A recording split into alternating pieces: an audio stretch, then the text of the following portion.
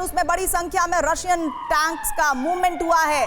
Train से जाते दर्जनों रूसी टैंक्स का वीडियो सामने आ गया है। इस वक्त आप स्क्रीन पर देख रहे हैं टीवी 9 भारतवर्ष के टैंकों के बेलारूस के रास्ते यूक्रेन जाने की खबर आ रही है। पुतिन के बेलारूस दौरे से पहला बड़ा मूवमेंट, और ये मूवमेंट क्या मतलब हो जाता है, आइए सीधे रुक कर लेते हैं पोलैंड का। हमारे साथ हमारी सहयोगी जुड़ी हुई है इस वक्त प्रतिमा, आप इस वक्त पोलैंड में हैं, लेकिन लगातार रूस की तरफ से जो जेस्चर्स दिखाए जा रहे हैं, ऐसा कहा जा रहा है कि बस 7 दिन और खेल खत्म। वहां पर क्या हलचल है?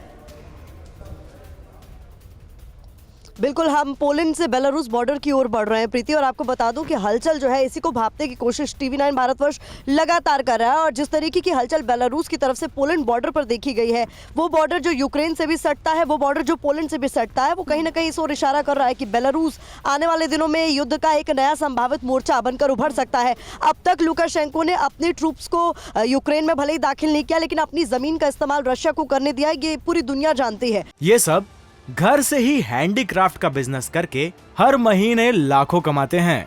आपको भी ये करना है, इनसे सीखना है तो फ्रीडम ऐप को अभी डाउनलोड कीजिए। हमने देखा था जनवरी में भी कैसे ट्रूप्स पहले इकट्ठा हुई थी और उसके बाद एकाएक की पर ताबड़तोड़ हमले फरवरी में कर दिए गए थे युद्ध की शुरुआत के साथ ही। तो क्या एक बार फिर से उसी स्ट्रैटेजी पर वापस लौट रहा है बेलारूस? इसी पर नजर रहेगी। और इस बीच एक बड़ा अपडेट अभी हमने देखा ही है, जिस तरीके से सर्गेई लावरोव जो कि है फॉरेन मिनिस्टर पहुंच चुके हैं इस वक्त मिन्स्क में। इंतजार पुतिन का किया जा रहा है, और जब ये दोनों राष्ट्राध्यक्ष आमने सामने होंगे तो यही देखना होगा कि जब ये दोनों एक टेबल पर आते हैं तो वार्ता इस बात की होती है कि डीएस्केलेशन पर काम करना चाहिए या फिर अब ये और ज्यादा विध्वंसक हो जाएगा युद्ध। बिल्कुल, मैं आपके पास आ रही हूं। उधर बेलारूस में बहुत जल्द रूसी फौज की वॉर एक्सरसाइज की जानकारी मिल रही है। रूस बेलारूस में बटालियन टैक्टिकल एक्सरसाइज की जानकारी है। रशियन इंटरफैक्स न्यूज एजेंसी के हवाले से बहुत बड़ी जानकारी। जल्द आएगा फाइनल कॉम्बैट एक्सरसाइज का ऑर्डर, और आप ये समझिए कि ये रशियन इंटरफैक्स न्यूज एजेंसी के हवाले से खबर है, ये किसी बाहरी एजेंसी की तरफ से नहीं है। जल्द आएगा फाइनल कॉम्बैट एक्सरसाइज का ऑर्डर, और ये ऑर्डर आते ही क्या तस्वीर बहुत ज्यादा विध्वंसक होगी, ये देखना होगा। एक और बड़ी खबर, पुतिन के दौरे से पहले बेलारूस पर जबरदस्त प्रेशर की जानकारी मिल रही है।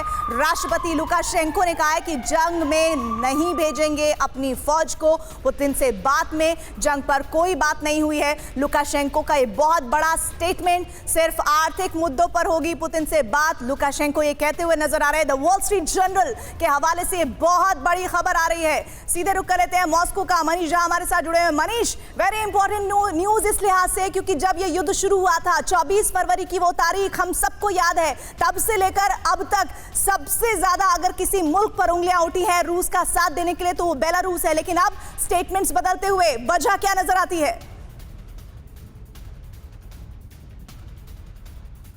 देखिए, ये कुल मिलाकर वैसी ही बात है जैसे अमेरिका और पश्चिमी देश के सैनिक जो हैं वो यूक्रेन में नहीं हैं, या फिर वो मारक हथियारों को नहीं दे रहे हैं। ठीक उसी तरह से, क्योंकि बीते 10 महीने में अगर रूस का कंधा से कंधा मिलाकर किसी देश ने साथ दिया है तो वो बेलारूस है। और अब ये संभावना है कि रूस के सैनिक या रूस के जो तमाम हथियारों का जखीरा बेलारूस की ज़मीन पर मौजूद है, वहाँ से तो रूस अपना ऑपरेशन कर ही सकता है, लेकिन बेलारूस के सैनिक भी या बेलारूस का जो पूरा जो रक्षा तंत्र है वो भी अब पर्दे के पीछे से निकलकर सक्रिय तौर पर काम करेगा। देखिए, रूस और बेलारूस के बीच के आज के दौरान जो संबंध हैं उसके हिसाब से बहुत मुश्किल है प्रेसिडेंट लुकाशेंको का ये कह देना कि वो इस युद्ध में सक्रिय तौर पर भूमिका नहीं निभाएंगे। वो भूमिका निभा रहे हैं, ऑलरेडी निभा रहे हैं, और वो उसी तरह के पार्टनर हैं जैसे रूस के लिए ईरान पार्टनर बनकर है कि ईरान से लगातार हथियार आ रहे हैं या नॉर्थ कोरिया से आ रहे हैं। तो बेलारूस की भी एक बड़ी एक्टिवेटेड भूमिका है, और उस भूमिका के तहत ही आने वाले दिनों में रूस विध्वंसक लड़ाई लड़ने को तैयार है, और उसी की वजह से प्रेसिडेंट पुतिन की ये यात्रा हो रही है। हाँ, जनता को बताने के लिए कहा जाएगा कि आर्थिक मुद्दों पर है, आर्थिक मुद्दों पर बातचीत हो रही है, भू राजनीति पर बात हो रही है, बट असली बात यही है कि रूस और बेलारूस यानी कि मनीष, बेलारूस के कॉन्टेक्स्ट में ये बात कही जा सकती है कि हाथी के दांत दिखाने के और खाने के और। मैं आऊंगी आपके पास। इस बीच पुतिन का प्रेशर, बेलारूस का डर क्यों हम कह रहे हैं? पुतिन के दौरे से बेलारूस को जंग में खींचे जाने का डर लग रहा है, अपनी फौज भेजने का इरादा नहीं है। राष्ट्रपति लुकाशेंको ये स्टेटमेंट दे चुके हैं, और पुतिन से बातचीत में मिलिट्री पॉलिटिकल डिस्कशन नहीं होगा, ये लुकाशेंको कह चुके हैं। इधर बेलारूस के जंग में जाने का रिस्क ज्यादा है। मिन्स्क काउंसिल की तरफ से ये बात सामने आई है। न कहने के बाद भी बेलारूस पे पुतिन का प्रेशर बहुत ज्यादा है। लेकिन हमारे सहयोगी मनीष जो कह रहे हैं वो बहुत इंपॉर्टेंट है। वो कह रहे हैं कि वो बोल तो रहे हैं लेकिन बहुत हद तक हमने देखा है कि इस पूरे युद्ध में कैसे बेलारूस ने रूस का साथ दिया है। कथनी करनी में एक बड़ा फर्क कैसे नजर आता है वो भी हम आपको बता देते हैं। दरअसल जंग की शुरुआत में बेलारूस ने ही रूस को अपनी जमीन दी थी। रूस के हजारों सैनिक बेलारूस के रास्ते यूक्रेन में दाखिल हुए। कई महीनों तक रूसी फौज ने बेलारूस में अपना बेस बनाकर रखा। रूस के फाइटर जेट्स ने बेलारूस के बेस से ही उड़ानें भरी। बिना लीगल फ्रेमवर्क के रूसी फौज आज भी बेलारूस में तैनात है। क्या मतलब हो जाता है इन सब बातों का? ये सारी बातें जो सामने आई हैं द वॉल स्ट्रीट जर्नल से।